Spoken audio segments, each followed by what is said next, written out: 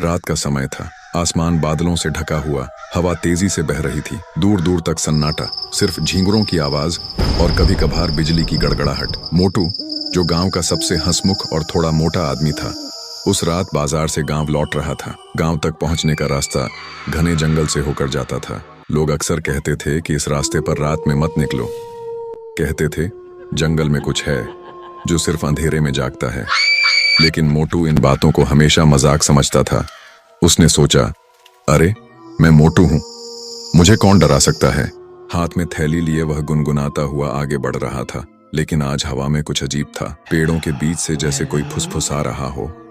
मोटू के कान खड़े हो गए जब उसने साफ सुना, उसके पीछे कदमों की आहट। उसने मुड़कर देखा, कोई नहीं।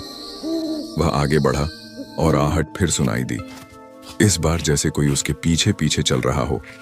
मोटू का दिल जोर से धड़कने लगा। उसने डरते हुए चिल्लाया, कौन है? जवाब में सिर्फ सन्नाटा और हवा की सीटी। तभी बिजली कड़की। एक पल के लिए सब रोशन हुआ और मोटू ने देखा, उसके पीछे एक लंबा साया खड़ा है। काला, बिना चेहरे का, सिर्फ आंखों की जगह दो लाल जलती हुई आग। मोटू के पैरों तले जमीन खिसक गई। वह भागने लगा, लेकिन जितना भागता उतना जंगल और गहरा होता गया। रास्ता बदल चुका था। पेड़ और घने और काले हो गए थे। उसके कान में फुसफुसाहट गूंजी। कहाँ जा रहा है मोटू? मोटू ठोकर खाकर गिर पड़ा। घुटने छिल गए।